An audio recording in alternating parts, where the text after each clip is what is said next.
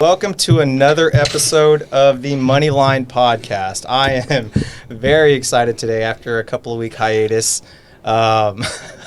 Vince is trying to figure out his mic scenario, but Lou figured it out. Yeah, Lou figured it out in seconds.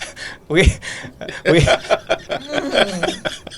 Lou always here to save the day, but we have a very special guest today, my friend Steve Phelan. Did I say that right? Yeah, Steve Phelan. All right, perfect. Steve, what I like about this episode is that unlike most of the other guests that we've had on here, you guys don't know really a lot about Steve. We're about to. What up, Steve? Yeah, how you doing? Tell us about it.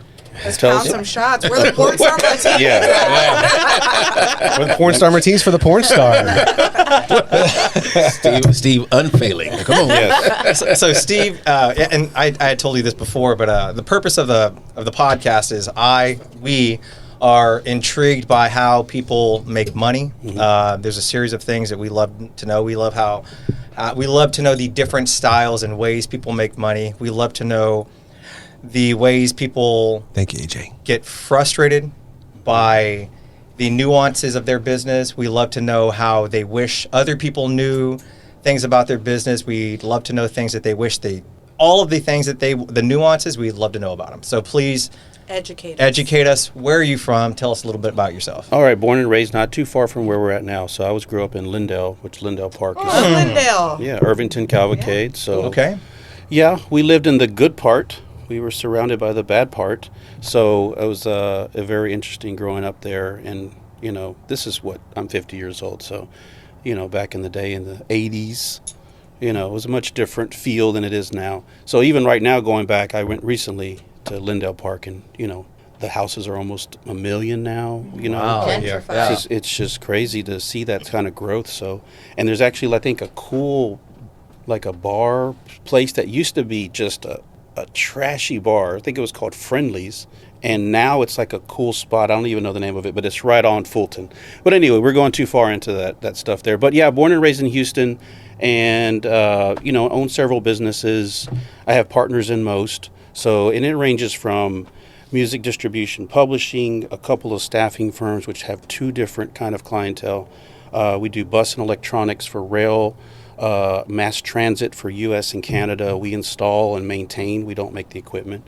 And then there's also bookkeeping. And then there's also commercial development, which is somewhat newer over the past years, like office warehouse, office condos, things like that.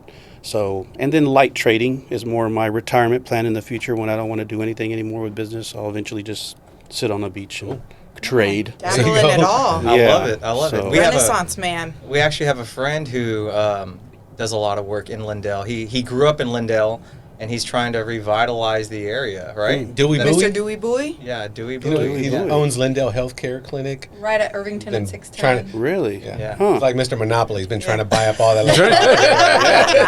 Trying to get boardwalk.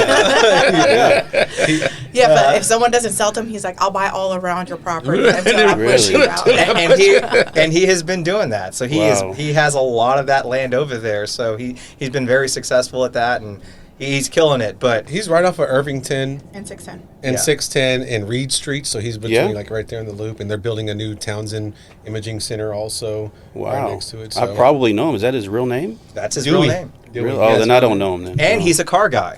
Really? I think I talked to you about him before. Okay. Yeah, Well, I'm embarrassed now that I don't know. Well, him. he's He's Four? 54, I think. I don't know why we're talking people's age on this Yeah, show. I know. Wow, What? we should not be putting people on blast. Let's So- I'm just trying to say, well, maybe you Shit. grow up around the same time or what. Steve didn't have a problem. He threw it out there. Yeah, he you said, did. man, I'm 50. Proud of it. Let huh? Loud and proud. Yeah. Am I the oldest one here? Ray is. I don't know why my age. Ray turns 50. I didn't even understand why. I agree with Luann. We shouldn't even be discussing. But we need to apologize to Ray because at the office, I was not here 2 years ago, but completely forgot his 50th birthday. No one even acknowledged it that day. And I remember think we were Vince gone. came home, no. And I'm like, oh, what'd y'all do for Ray's birthday? And he was like, oh my God. Mind you, they've been friends for like 30 years. And he's like, oh my gosh, we totally forgot. I was like, dang. And he didn't even say anything. Poor Well, guy just went home and I was- cried. horrible. dare you. Horrible. I want to kind of delve into a couple of the things that you had said, and you and I had a couple conversations a few weeks back that really you intrigued me, and we'll get into that later on. But let's talk about a couple of the businesses specifically. Music distribution. Mm-hmm. I don't even know what that means. You know, it's funny. No. But how do you get into that? What is that like? How do you find the connects? Like, how do you find the talent? Or how do you get access to the talent? Like, He's 50, so they were probably pressing records back in the day. Well, not entirely. I did buy into it, but the original owner of it, the company's called So South Music Distribution, and Randy's he was the creator and the owner. He started at Southwest Wholesale, which, if you're in the music business, Southwest Wholesale was really the music business in Houston. Almost everyone went through there to press vinyl, cassettes, CDs, things like that. So he worked there, and once he left, he started his own thing and started taking leftover inventory. They went bankrupt because they weren't ready in business. They weren't ready for the transition to streaming. Right. They were just still doing CDs and making more. And then if you don't understand the music game back then, they have that's called a reserve. So if you print up 10,000 CDs, you charge the artist a reserve. Basically, you hold back 1,000 or 2,000. You never pay them for that. So it gets really messy holding inventory and then not paying the artist. And the artist is like, where's my money? I know these things sold. And it just gets really messy legally. So they fell behind, and streaming just made things so much easier for music as it went forward. I know a lot of people fought it, but the only people really fighting were the music industry people, because they were able to hold large amounts of money in reserve quotations, never having to pay it out. Now when streaming comes about, well, the numbers are there. So you see everything. It says, okay, I got 1 million streams. I know this equals this much. So no more holding reserves. Okay. You know, think about it, guys. If you're holding 100 million, 50 million, you're just making interest off of it, never having to pay it out. Yeah. And nobody can see it. And nobody can see it. Nobody knows. And they use words like discounts. Oh, we send a product out on discount. You don't even know who they're sending discounts to, if it's true. It's just, but see, that's the music game, and it's very shady. It's been I saw a video about that. It's been corrupt for years, and just the artists never really knew exactly how bad it was. And the most confusing part of the music industry is publishing, and I believe it's designed that way because people just don't understand it, and it doesn't look like anybody wants to teach anyone. Yes. So the artists are like, yeah, I get my publishing. But what you don't understand, there's 2 buckets of money. So when something streams or plays at the Texans game or whatever, there's a royalty paid to the owners of the copyright and to the writers and all that stuff that made the tracks. And that's a pool of money. And let's just say it's $1. Keep it easy math. But that dollar gets split into 2 pots. So 1/2 goes to the publishers and the 1/2 goes to the writers. What they don't understand is a lot of artists say, I have a writer's account, and they may see their part of that 50%. But they don't understand there's a whole equal amount on the other side. And that's where the record labels and the other people involved are happy to take that whole pot of money. Because you just don't know. Yeah, it's split up in so many ways. It's crazy.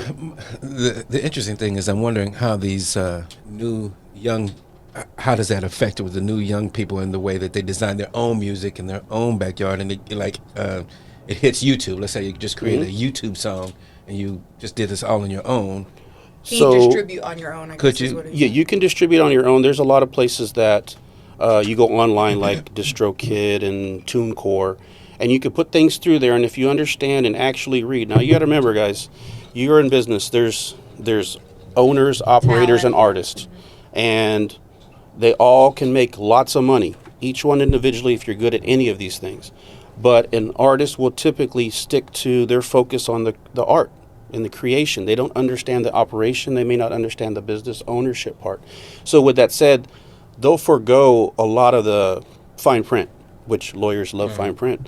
And in those cases, they forget to click a button that says, yes, collect for me here, or I understand how the money's going to get split and when I'm going to get it. So a lot of times that money just sits somewhere. Someone holds it. So the newer age guys, the newer artists, if they're willing to go a little further and understand or get help from someone, a manager or someone in the industry, they're better off than the guys 20, 30 years ago that just had some manager and some guy that says, hey, here's $1 million. I'm going to sign you for a 3-album deal. And you could have no clue what's going on publishing-wise. They own your masters. You have no idea you gave up everything. Every time you do a new album, it's work for hire. And all of a sudden, there's 50 albums out there, and you're super famous, but you don't get a dollar from it. And that's what you see a lot from past. You still see it today. But the younger guys are a little more tech savvy, and they can read things. But in the artist, the persona of an artist and how they operate their whole thing, they still kind of just stick to the art. So, and they're just bad at, just the frustrating part. Yeah. They're just bad at paperwork. Yeah. So you'll hear artists go into a studio and collab with this guy and that guy, and they'll pay each other, hey, get on my feature. They'll pay you cash. No paperwork, no splits. Who makes what? Who's After the getting fact. what? After the fact, yeah. And then the record labels have to come in later. It's like, oh my God, this song is a hit. It's making millions. Yeah. Now we got to go back and Redistributing it. clean it all up. Who did this? Who did that track? So you'll get stuff like, you look at, I'm not saying this, I'll just use an example as just how many people. Like Travis Scott, you look at his publishing. God, there's so many names on there. It's just Yeah. ridiculous. But I mean, the people involved, they're all getting their little cuts, and that's great. But did they really on it originally? I don't know. Did they really have something to do with it, or are they just placed on there? I mean, you can get paid just for arranging a song, publishing-wise. So, like, even if you were the engineer and you said, well, I You moved just this. set up the booth. Just set up the booth and change something on the track, then all of a sudden you're You due have something. royalties, yeah. Yeah. Wow. So there's I'm in so the wrong much to field. it. Do you know? Yeah. Well, I think that there's, I mean, because I've watched these videos and these guys go and they arrange. There are people that arrange the Michael Jackson Thriller album that you don't even think that they're real or even know who they are. But these guys are the ones who Sound engineers. put sound engineers that Yeah. put everything together. But you wouldn't know who they are. They're not Quincy Jones. Well, it's like every art, right? Like movies, you see a Yeah. whole line of credits. Like you have no idea. We have a friend that is like a second cameraman. It's called second. Yeah, first and seconds you know. and whatnot. And He gets recognition for, he was zooming shooting in the for, White Lotus or Yeah, whatever first in season of Hawaii, White and he's Lotus. just like, so but it's contract work, and so now there's a lot of competition. Yeah, but and every whatnot. little thing, there's a layer to it Yeah. all. Like a cameraman, I always studio wondered. I engineer. always wonder when I read the casting. Like, I want to be a key grip. I don't know what the Yeah. key grip is. No, that's just like a boom. The holding the microphone. Is that boom, the or That's the whatever. hardware guy, I'll tell you right? what, you don't want to be a movie producer. That's Or- true, David. Dave, Or, Hey, Just sign up for a better movie. next or you time. said hey, that fluffer? movie was on Who the other a- day. We tried to watch it. We saw only it. got through 5 minutes. Yeah, someone said fluffer earlier. Who? Vince will do that. In a past life, hey, somebody's got to do the heavy lifting. I fluffed myself actually. Damn. They paid you for that? Did they pay Oh, I didn't you get for paid. You just did it for free. It was a one-man movie. that? God. It's so funny though how different like that industry is from ours. Like everything has to be transparent, like itemized. We have to make it 100% clear because we have to, or otherwise we are on the hook. It's a malpractice claim or a grievance waiting to happen. And it's funny because I have people left and right just waiting to file something. Like Really? it is. People, There's minimal gray area. Yeah, there's very little gray area. Do you get And- sued? We have not. We've been part of some like Oh, what, really? exploratory. They wanted information, data. Come Yeah. on now. Oh, just Yeah. for information. Yeah, Yeah. just like that. Yeah, there was some stuff going on with one of those. He's gonna get an email in like an hour. The subject, you've been Yeah. sued. Cut that part out there. Yeah, I think in the music world, from what I've seen so far, and I'm not at the highest levels, but I've just seen a lot of stuff gets worked out before court. Okay. So you Oh. may hear That's about some every- bigger yeah. stuff, but a lot Yeah, of stuff yeah. gets worked out before court, and they just because you get if you're talking something that makes tens of millions, there's usually enough money there to be shared to some degree. So Yeah. the big label over here with the big label says, "Hey, let's figure it out," because they probably It's have stuff nominal, going back and yeah. forth with other things, and they'll take concessions or something. Who knows? I don't There's know what always happens. deals. I'll tell you what, and I don't. It's interesting just attesting to that in a different aspect is the Astroworld Festival. Being a part of that and seeing the amount of money that is being talked about as far as settlements for people, who were not injured, who were Didn't even have to show proof of who purchase. just Wow. were present is mind-boggling. Was that much money? It is, and mean, for how many people died? for privacy reasons, I cannot talk about it. But it's I know firsthand about some of the people who did pass and what they received, and it's insane to to know there were how many people were there? 25,000. Had to be at least. At least 25,000, and had that many actually filed a claim, it's astronomical what they would recover, but well into the billions. So it's funny that you say that because I mean the music industry. I always ask people, what would you rather be? Where would you rather make more money, or where would you make more money, as an artist, music artist, or a movie star? I feel like artists have an opportunity through like their shows and concerts to possibly make more money. The biggest artist or the biggest movie star, who makes more money? I don't know the answer to that. Who's the biggest artist? Beyonce?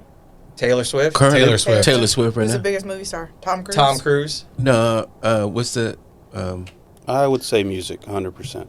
I would It's just think. I would residual. say It's just music. constant You don't residual. think that Robert Downey Jr. Unless is you're a killing it movie right star now? that gets part of the movie cuts, like Yeah. you renegotiated that, then okay, I can see it. Yes, Tom Cruise. So the reason he keeps doing these Mission Impossible movies Because is they're so good. what they are. Good. First of all, because they're amazing. Trust me, The best. And we were watching Top Gun I the other know. night, bro. You can't not watch Top Hey, Gun Maverick if don't it's on. let's not. Don't let my, It's so good. Don't let my wife But like, hear. listen, don't I let don't my like wife any hear any of franchises. this. I don't like any franchises, but Mission Impossible is like I will die on No a sword shit. for Mission Oh Impossible. shit. Wow. No shit. I love that I love franchise every part so about much. it. I go to sleep to it. Go ahead. Yeah, I it's love so it. good. I love it. Ethan Hunt But would I think that so the crush it reason every he's time. killing it right now, and the reason he keeps making them, is because he bought into the publishing or producing Distribution. part of it. So he keeps making. He keeps doubling his money. So you say unless there's back end money on it, Yeah, the musicians are forever. Yeah. Look, there's a part of the industry too. You could buy catalog. This is an investment thing that people do, companies do. I own catalog that you guys would be like, oh my God, you own that? I own it. And once I got my 3-year multiple or 5-year multiple, whatever I paid for it, it's all gravy. It just continuously comes in every month. The same amount, may fluctuate 5-10%, but it comes in. I don't do anything for it, no advertising. See, that's No, what nothing. I'm talking about. Like, how do you even know where to? Is there a website? Buy catalogs. Like, I don't understand like that. Not Yeah, David, there's a necessarily. website. And then I'm once just you- saying, like, I'm that's sure. a legitimate. But then once you question. have it, then they have to go to you to request. Distribute it, right? Yeah, Like for all to licensing, use it, all licensing for use movies, it in a commercial TVs, or You yeah. didn't have something to like pay that, for then- it, right? Yeah. Huh? Do they don't own it after that? Do they get like a limited time? Or Yeah, then just a certain licensing things they for can do? something. Like if you want it for a movie, they license it for that For movie. that specific. For that specific thing. So Yeah, they don't own so it for you- in perpetuity. Like that. We do that for many artists, so we analyze, like they give you like a treatment, how we're going to use your song. And it pays differently based on how they use it. If it's part of the theme song, it pays a lot more. If it's only used for one scene, it's different. If it's used to carry the movie, like Kill Bill and the whistling, Oh. that carried that movie. That would get paid a lot more for whoever created Make it. a whistle there's- catalog. No shit. There you go. Whistle Yeah, song. whistle. Whistle while you work. Or Yeah. twerk. Or twerk. Whistle. I just blew twerk. Blow the whistle. Can you whistle? Yeah, it's funny. David could never whistle as a kid. What? I still can't whistle. No, I know it's can't do the embarrassing. like grown up whistle. I know it's like, embarrassing. Andrew. Grown-up whistle. I hate that I can't You know? do it either. That With your tongue. Like Can you do a loud one? lame-ass. Can you? I can No. semi-loud, not loud. Like those guys that's almost pierce your ears. I don't know how they do Yeah, that. no. I- Mine's like gotten dissipated It's as it's physiology. gotten older. I know a girl. You Who, guys don't have. and I felt so emasculated. You know what? I don't think. Why does whistling emasculate you? It Because is a she could masculine make that. She thing. could do the whole thing where and make a loud noise, and I was like, and at best I'm doing this. He also felt emasculated when Laura walked up next Are to you him. fucking right? She's like 7 foot tall. Fucking right. I don't even take pictures next to Laura. Whenever we do pictures, you go stand over there. I'm gonna be on the side over here. David doesn't care. David just, hey baby. I don't care. I don't care. David's like this. Yeah.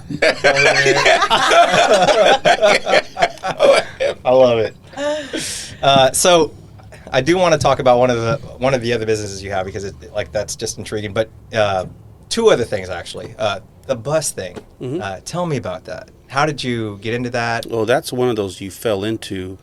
Well, there's no real luck in business, but definitely had the opportunity. So what happened was I was in telecom. This is back in 2001, and 9/11 happened. Then the telecom internet bubble. Everybody was building these internet networks. Yeah. They overbuilt the networks and basically just crashed the market. So I worked for a company that only had one customer, and they went under because it was Southwestern Bell, which AT&T now, it was Southwestern Bell. So that was their only customer, and that customer decided they were going to change how they handled vendors. So it used to be get work wherever you can in our network, in our places, our central office is what it's called, to now you're only going to be in this section. And now you only maybe have 5 or 6 offices. So that ruined us. Or ruined him. Learned a lot with seeing a company go under. So he lost his wife, his dog, his house. Oh. He lost it all. But Because he lost the business? yeah, he lost the business, and I guess all those Everything things go went with it. Yeah. So Keep working, Benny. yeah, Whatever you do, just keep working. don't stop working. Keep working, Benny. But so when he went under, I took a last few of our clients I had built relationships with, started ESP, which was originally 3 different owners, our last initials, and the other ones are gone. It's only me left with the P. But yeah, it just kind of started there. And what happened was we finished up some telecom work, and I was out of work, and my buddy that worked for me at the time, which now works for my best customer, his name's Manuel, and he said to me, man, I got a job temp working at Houston Metro through a temp service. They're paying $16 an hour, which back then that's a lot. And you work 30 hours, they'll pay you for 40. I said, sign me up, man. I need the money. So what happened is I got there, and I just noticed, like, they were hiring a lot of temps, and the guys were falling down on the job, trying to get workers' comp, stealing tools, not showing up. And I'm coming from a structure of business where we were like we were almost not say suit and tie in the office, but we were like, even our technicians were very proper. We had these massive books we had to follow rules to. Like, you had to bring wires in at a certain turn per inch. That's how perfect they wanted things. And we're going to this bus world where there's just, the buses smell like People all piss over the and floor. dirt and Shit all over. and I'm like, okay, I guess we could just throw things in. But Too extreme. yeah, and then so I told this guy, was an old guy, his name's Charlie, and trust me, I took care of him, bought him Rolexes and everything else because I just want to thank him that he got us into the business. I was like, how are you even doing business like this? This makes no sense. This is a company that is so big, global, and y'all, your business model is just to show up with one guy that knows what you're doing and hire a bunch of temps, which a project could be a $50 million project, and y'all going to falter at the last 10% of the installation? He's like, yeah, I used to have these guys, and they'd follow me around. So basically talked them into it. Say, hey, I got plenty of guys, much better than this. And that's just how it snowballed. Stick around. And Yeah, we just snowballed into it. And then soon enough, he's like, man, I want you guys to stay around. As a company, I can't keep you that busy. So we have an enemy, a counterpart that we don't like. But I have a person over there that's my position. I love the guy. I'm going to tell him about you guys. And he hired us, even though he wasn't really supposed to. And as that built, we stayed busy enough to keep residual, keep projects in. So that's how that kind of got going on that side. Wow. So luck, a little bit of speaking up, so yeah, and then Seeing taking an the gamble. opportunity. It's all opportunity to be able to recognize it when it's in your face. So that's with Metro? Did I do that? Or Well, is that- Metro's that's the end customer. So all the customers you work for make the equipment, the electronics, and they bid out the projects as a prime. Gotcha. And so usually that end customer is a Metro of whatever city. Gotcha. Okay. So yeah, Okay. Metro, Nice. Via, any of those. exactly. Vegas, Exactly. San Antonio. All of them. Yeah. Dart. Dart. Dart. There's a Dart. multiple. Dallas. First Transit's the manufacturer normally, so we know that. Well, You First had to- Transit is a bus Contract. garage operator. Yep. New Flyer. right? New You know Flyers that. makes the buses. Yeah. Yeah. We sucked it. Yeah. Hey, we were part of a lawsuit. We had worked on a bus in Los Angeles, and the driver got killed because they hit I guess like a tow truck, a big 18-wheeler tow truck, Uh-huh. and the person flew through the windshield and died. But what they noticed was that there was a piece of yellow on the seatbelt. So whoever it was, lawyers, whoever, concluded the handrail that we worked on 2 years prior must have popped off, hit the seatbelt fast enough to allow the person to get ejected and die. Oh, so he had his seatbelt on, He had it on. and the seatbelt failed. Maybe, or did the handrail hit it? Like, doop. We don't know. My point being is we got pulled in because anyone that had touched that bus in previous years, which we were one of them, and we touched the handrail, we were all pulled in. Even the manufacturer of the bus was pulled in for a lawsuit. What year was that? This will be about 5-6 years ago. Okay. So, and I guess the accident Not happened you 2 did. years prior. You didn't do that. We were the reason that a national regulation was made in buses. We sued New Flyer, Metro, First Transit, because in Houston, a low impact incident happened where a woman was with her daughter And son. and inside the bus, and they were in the first seat next to the handicap seat, and there was no stanchion, no guardrail, no nothing, no seat belts, and the bus stopped, got into a small accident at, I think it was 15 miles an hour. Woman flew forward, hit the crown of her head on the cash box at the time. Oh yeah, fare box. Yeah. Yeah, and became a quadriplegic. Yeah, and it's all on video. That's terrible. Yeah. Oh, damn. So that happened in 2012? 8, 8, 9? Yeah. Oh, 8, 9, No. yeah. 9. Yep. No. Yes, 9 actually. Oh, yeah, you're right, because it was 9, because it got settled in 12. So, but yeah. We litigated that for a long time, and New Flyer told us we were the reason that from then on, they basically changed the entire bus industry I think changed they their installed regulations. like some type of yeah. not partition, but like a safety panel Barrier or something. Yeah. like that. Yeah, Safety. under that first. Yeah. Interesting. So they So, can hit that. We're proud of that. Well, it's got yeah. cushion. Yeah, Yeah. cushion. Yeah, everything in that bus is so hard. It's just Yeah. hard surface everywhere. But Yeah. we got pulled in. But then thanks God for. Can you hear this going off? No. No. Our lawyers, you thank God for insurance, right? So the insurance agent or lawyers that called us, they're like, "Oh, this is ridiculous," and within a couple months we were excluded or Oh, yeah. whatever. Yeah, and got out of it. So yeah, which was good for us and the good thing for insurance because I think that bill for the lawyers was like $80,000 just for them to handle getting us that out. little bit. Oh yeah, and that is shockingly cheap for a defense I had a bill like Groupon. that. I had a Yeah. Groupon. Yeah, there you go.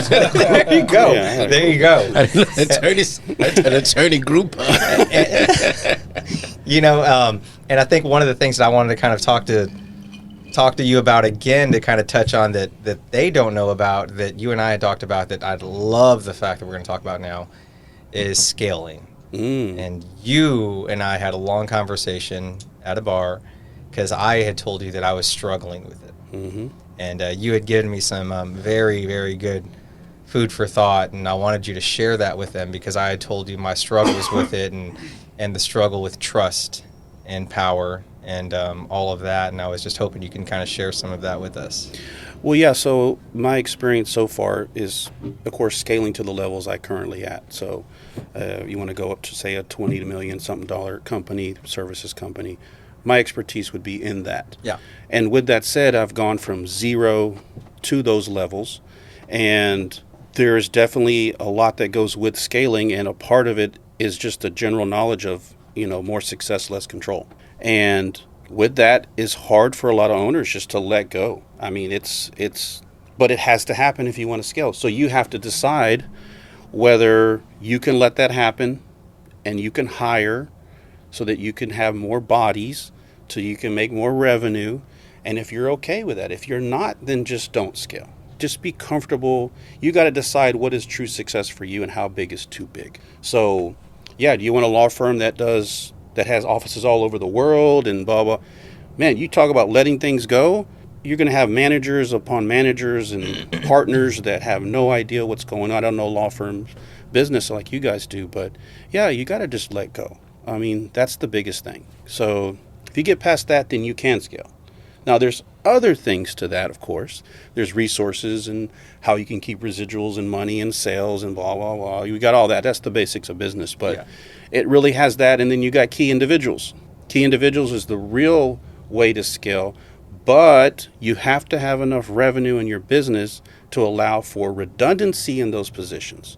So, yes, you have an office manager, but you got to be able to afford a kind of a nearby office manager, almost a backup, because that office manager can hold you hostage and you can't fire them because now they have so much going on and they know all the passwords and you're like, I can't fire them, but they're the worst employee ever.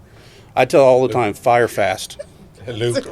I'm the worst employee ever. No, Yeah. maybe not that part. Yeah. Fire fast, but you can only fire fast if you have redundancy or If you you have a have the backup, ability right. to back up that person. Yeah. But if you stop being the owner, remember, owner mentality, we'll get into that in a second, but as the owner, if you can't back into being the operations person, then you're kind of screwed. So that's where the backup comes in. But also, when you stop being the owner, you don't think big level, you don't think movement forward and vision. That means you stop making decisions that cost millions. Like this decision can make us another million. Now you're stuck in operations only trying to make an extra 10,000 or 5,000 or save 10,000. So as an owner, your decisions are bigger. They cost more, they make more. So if you stop being an owner, then you stop growing. So owner, operator, two different people. Artist, two different, but another third person. But a successful artist, we were talking about this earlier, a football player, those are artists. They can make hundreds of millions. Obviously, LeBron and everyone else, and Michael Jordan, they could all make tens of millions, hundreds of millions of dollars just being an artist and then hiring the support that they need because they're not business people. They're not operators and they're not owners. So you can have a mix of it, but you're usually kind of fall into one. And you can jump into different hats if you have that ability. Yeah. So, and if that's what that's what you want to do. Yeah. You want to be on a beach somewhere checking your email once a week, or do you want to? Yeah, so, I don't think be boots on the ground. Definitely. And I talk to a lot of kids, and I just kind of mentor. Be like maybe talks like this, or visit a high school.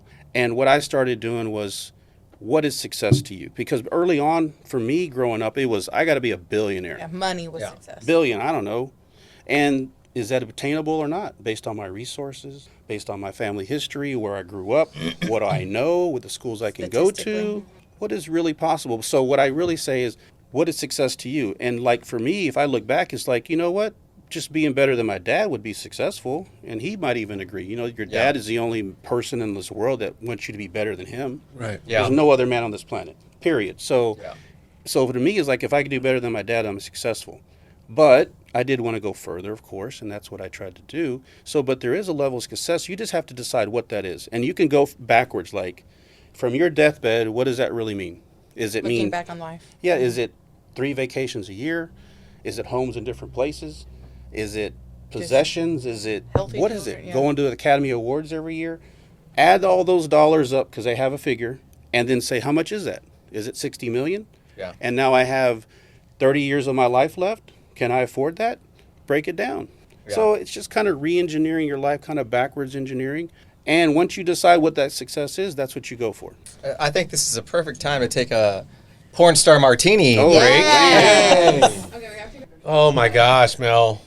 Man. Come on, Melania. Thank you, Melania.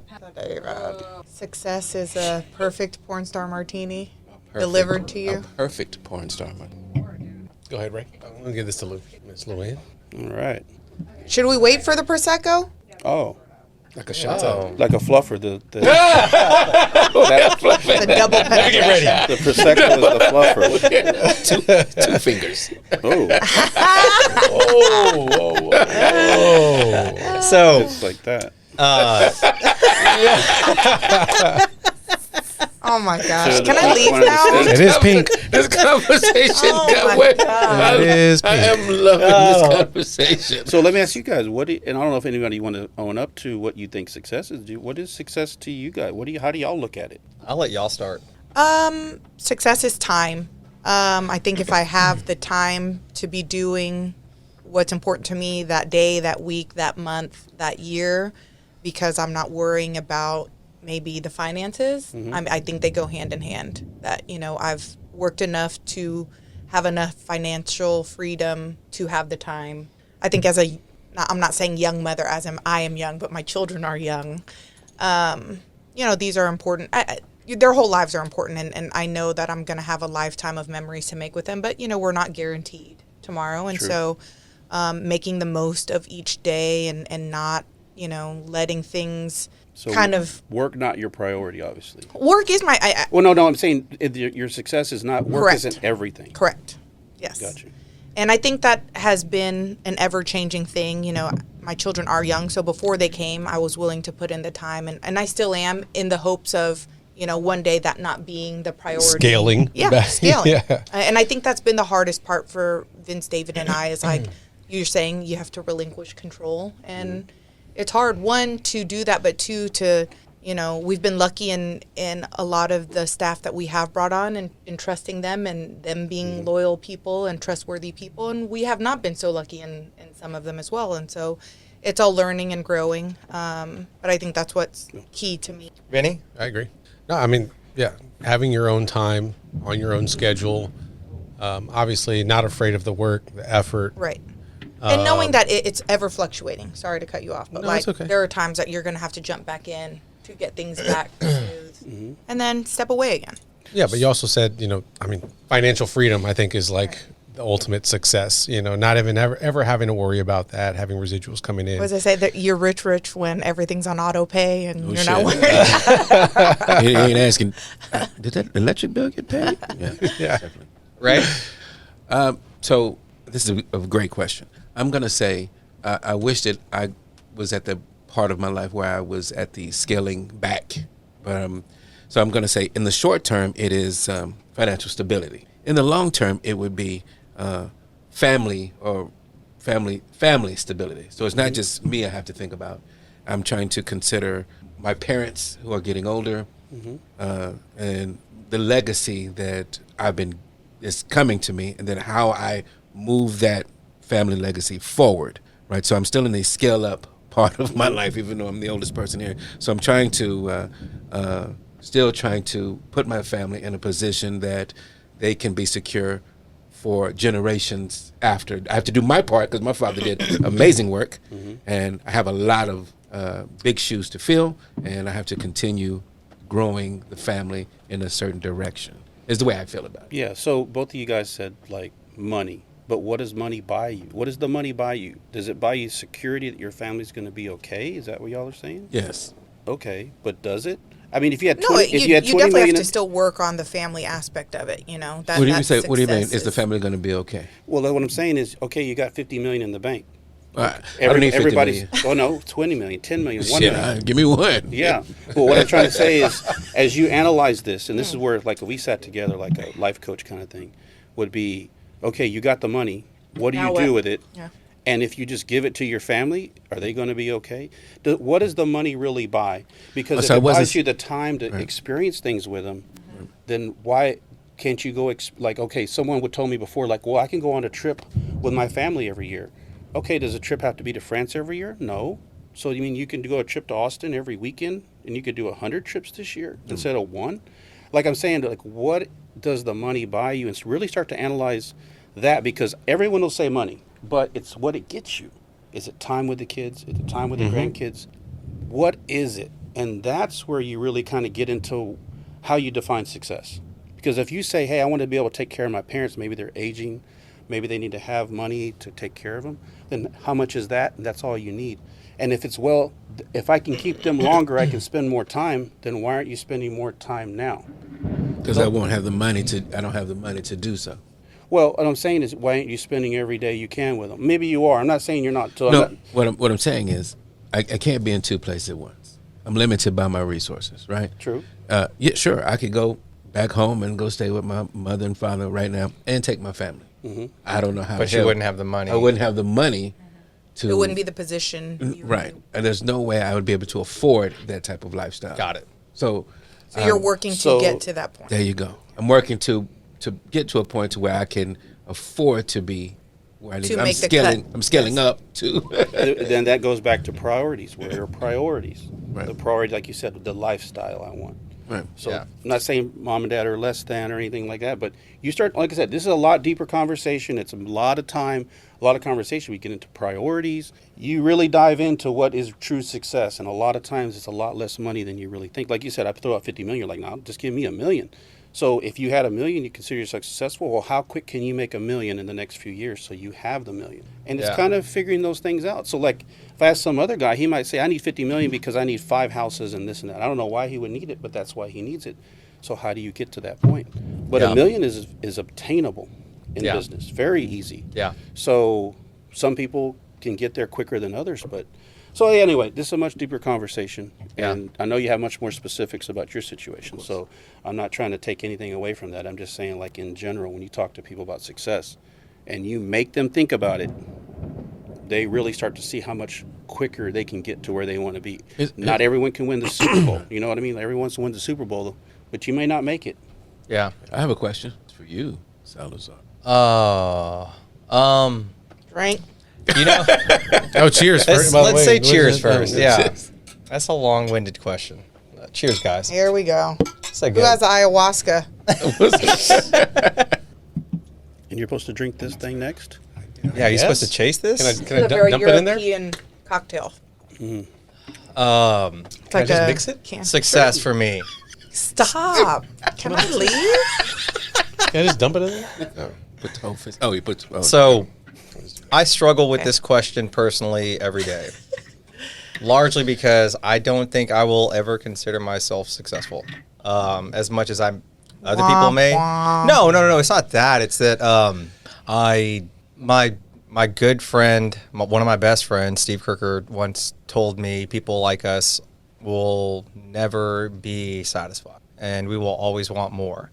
And I'm happy. Like I have enough money. It's not about money. I think my needs and wants have evolved.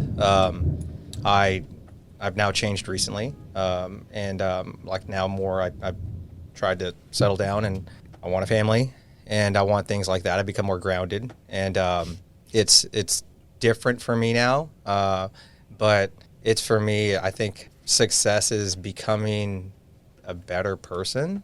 For a while, it was like becoming super rich. Like that's what it was. But for me now, that means a lot to me. Don't get me wrong. Being like having money means a lot. Like Spiritual growth. but it's not. I mean, overall growth. Personal growth. Overall, not only just personal, financial. but like educational. Like I want to learn more from people. Like I want to be able to become a better person.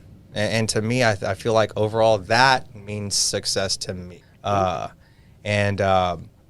think it's a very broad brush that I'm trying to paint with as far as that goes. And I don't think for me it doesn't equate to money anymore. Like you said, to me it's more of a time factor. I think that's a big thing. Is I'm trying to get away from the office where I live is where I work, and I struggle with that. And I'm trying to balance that scaling and make sure my business is successful. Me being successful, my business being successful, I feel like are two different things, and I think they don't go hand in hand. And I think that I'm trying to figure that out, if that makes sense. Mm-hmm. So that Not to really. me, Just kidding. I think that to me is my definition of success, is just trying to become a better person. But I think David also, being a small business owner, your livelihood of his employees are weigh on his shoulders as well. Mm-hmm. And so the success and the happiness of them weighs on him too. And so that has to do with success. Like, are my employees happy because of what we're doing here and how we're doing it? And are they achieving their personal goals working here as well? And I think that you're right. That matters to me a lot because we are small. We're not a big company, and we haven't scaled yet. And because we have not scaled yet, I do tend to. I mean, I know everything about these people, and too much to an extent, and it's almost to a fault. And because of that, sometimes I care too much. And I think that speaks to character too. Yeah. And with scaling, you lose that. Right, you lose it. I know. So I know. I think we spoke about this before. At some point, you're going to have to release the reins, Yeah. and trust that somebody can do a job. Right? Yep. Do you think you can do that? I think I can. I just think it's been a hard transition. I think at what cost? I think that's the whole point. I think that you built this baby, as we discussed earlier in one of our earlier podcasts. This is your baby. You have designed this. This is all you. I think you're going to have a hard time, which is understandable, stepping back and allowing to trust that there's someone else that maybe can manage it. Maybe not as well as you. Maybe not as well. Decently, that you would be happy with. I just think that you can't rush the process. Yeah. And we've tried to, fill positions or whatnot here and there. And I guess maybe it's a good thing. It's better than not to have noticed people that may not have fit or whatnot early enough to, part ways versus like hanging on to them just because we need that space filled. Yeah. And you want people that are the quality, the, like we say, lifers, Yeah. you know, the people that, you know, really mean well, Want to that be here. want to be here, that want to be a part of something special, want to be part of the family, part versus of the just growth. like having space fillers just because we need them to fill a role or a job. Yeah. And we're coming to find out through our evolution that we're not going to deal with, you know, we have a certain standard, Yeah. like we've talked about. Yeah. And unless they fit that standard or exceed it, then they're going to stick around and be part of something in the long term. Yeah, I don't know if y'all heard me say this earlier, but fire fast. You have to fire fast. You can't let them linger. There's employees that'll come here and they're almost cancerous. Yeah. And we had definitely this. learned that. Trust Yeah. me, and I had this realization. I've been preaching this for so long, and I'd hired like a very senior bookkeeper and stopped outsourcing, brought everything back in. She was the wrong fit, and she was too key. And I went against my own judgment and held on too long. And we got to the point where the office team, we have people way outside the team all over the U.S., but the office team wanted to stop doing events together because she would be there. And I was like, okay, this is it. There's a kink in the chain. This is and it. it's- And you know what? I'll take all that pain of changing passwords and bank accounts and hiring, and I'll take it all. Runt Yeah. it for a Because while. as an owner, you don't want any more pain. You get to the point where you're comfortable, things run automatic. Yeah. It's like, that's You're like, everyone else's fuck, problem. I got to start all over again. God damn. Like, Yeah, how but we you really feel. just kind of pull up your bootstraps, is that a term? And just say, fuck it. Just, Yeah. you're fired. Bye. Get out of Yeah. here.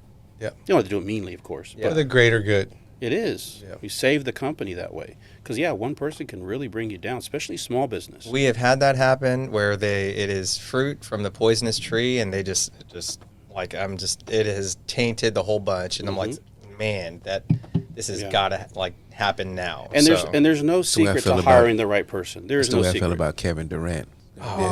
While you're here, Ray, we wanted to Come talk. on, dude. He's gonna kill your organization. He's a Oh my he's a gosh. locker room That's killer. the segue, huh? Yeah, that's the segue to sports. Really?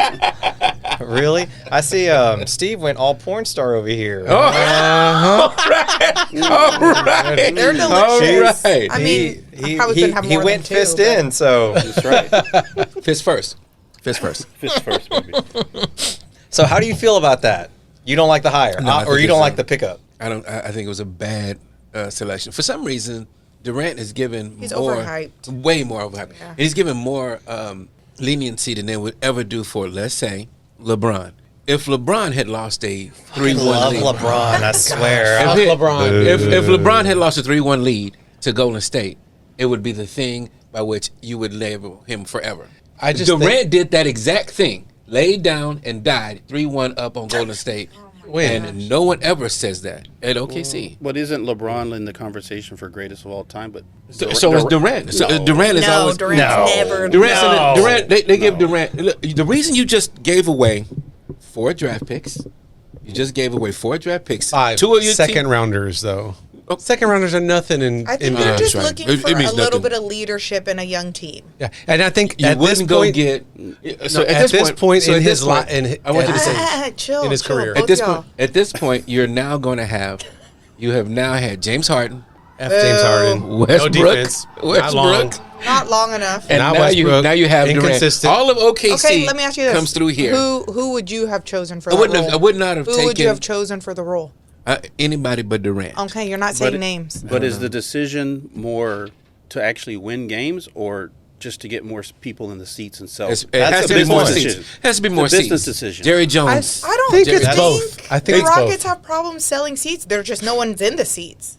Like That's they're Texas. there. That's all of Well, Texas They're there. sports. They're Oh, just that's not all of- sitting you're there. right, They're just that's at the all of bar. Texas You mean to sports. tell Yeah. me somebody has season tickets, has seats, and nobody is going to the His game? name's David No, Salazar. No, we're saying Calm down. we're saying when the first Stop. quarter Somebody's starts. not going. But that also means not primetime games where they get more money Correct. on TV. Yeah, and yeah, absolutely. Sponsorship dollars No go Christmas down. games. Right. No, yeah. Durant will definitely sell tickets. I just think it was a bad, in my opinion. Everybody's entitled. It's coming from a Spurs fan. Yeah. I want the Rockets to win. Nothing would make me happy for the Rockets to win. Never ask for tickets unless it's against the Spurs. Well, I wanna Go see- I wanna see Spurs, go. Go Spurs. But he's a locker room killer. He's never won being the leader of a team. I just don't think that they're asking that of him at this point in his career. That of him. No, I think that they're asking for the 27 points a game that he was doing last year. So who's supposed to be the leader then? I think that he's Van going to Fleet. Van Vliet. Van Vliet. What? Yeah. Sengun. Let me get this straight. Jabari Smith. You have Kevin Durant. So here's in the thing. your locker room. Ime and you're played gonna with let Durant. Van Vliet be the leader. I'm Maybe talking he's- collectively, bro. And I'm telling you this: the coach played against Durant. Right. Yeah, Oh my gosh, and the here we go. Spurs. Yeah, here we go. There we go. I think that they. I think he was a good pickup for what we You're a lost. Horn fan. I'm Yes, I'm a you Horn already are partial to You him. think that I'm a Horn fan? fan. No, he's not a Horn Vince fan. is a Oh, Horn Vince a fan. Horn fan. Oh, yeah. I didn't want to go after him if we were going to lose 4 or 5 of our starters. I'm Reed not mad at Shepherd who and we all that lost. stuff. Yeah. I'm not Jalen mad at who we Green, lost. he showed that he couldn't Green- be Oh, the wait, dude. Jalen Green was in his second year. Yeah, I liked him. really Fifth, Fourth year. fourth or fifth year. 4th year. But starting only his second. He scored 7 points, single digits in like 3 games in the playoffs. Hey, You don't do that as the guy. You're right. Go ahead. I think he will always be a very good player. He will never be a great player. Agreed. My opinion. Okay. I don't know. And I like Jabari Smith, Tari Eason. You know, I'm sad that we lost Cam Whitmore, but we got Sengun. I see still. AJ has an opinion over here. What do you think, AJ? Off camera. You like it for what they lost? saying. Draft picks. Saying. I agree. Ooh, Okay. change. Speak. All right, we'll see. We'll see the record. Rush on you. So I was next year when we'll see what the record is. We'll see how they do. We'll see. Man, well, this has been a great When, podcast. when he gets hurt in the second month, We're not going and- to he acknowledge might. the Astros at all? We are in 3rd place in the entire league.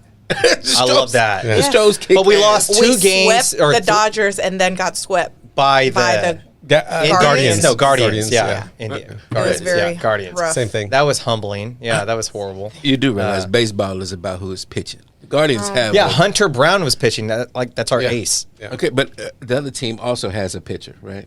A pitcher. Yeah. But was he So good? baseball is weird. You have Okay. to watch it Baseball's to see like the it. hardest Cleveland was coming off a game. 12-game losing streak. Yeah. and then then they swept swept us. us. Again, baseball is weird. Do you know anything about baseball? I don't. Go Stros. Not really. I mean, I got bandwagon tickets to any team. So I'll take him. I'll take him. whoever's winning, I got season pass. Sign me up. Yeah, I'm in. I don't know who's I'm getting. in. Yeah. I don't know who has these tickets and not going to watch these games. Yeah. No, we're just saying that they're not there in the seats when the game starts. Yeah. Oh, Because there are alcoholics at the bar. Hello. Yeah, that's true. hello, Hello. hello. Give So- me a minute to get to my seat. Yeah. Lou, 2 shots. Got it. Give me a quarter to get to my seat. You know who always in the seats when I go? Sue, but not watching the game because she was looking for the fucking stars. I think that's fucking Beyonce. It's like, watch the game. Why are you not She watching was the Beyonce game? does not come back home to Houston. I'm just giving you an example of she has been to like what's the chick Drea. Oh, she's always at the game. She is hunting her because that's her. What's the show? I don't know. Wives of Wives of Houston. Houston, hip hop. What? Hip hop heifers of Houston whatever. hip-hop Heifers of Houston? Yeah, hip my hop, some God. shit like she's one of them kind of chicks, right? Oh, my Love and God. hip hop kind of bullcorn, I think is what it is. And she's hunting Chalupa's her. of Houston. Yeah, tortas. Orthos. Tortas. Somebody call my name. Huh? Not fluffers of Houston. Calm down. There we go. Why, dog? Fist first. Fist first. Hey, cheers to another successful episode. Thank you, Cheers. guys. Thanks, Steve. Thank Thanks you. always, Thanks for Steve. having me. It was been a Thank you. pleasure. Thank you. I learned so much.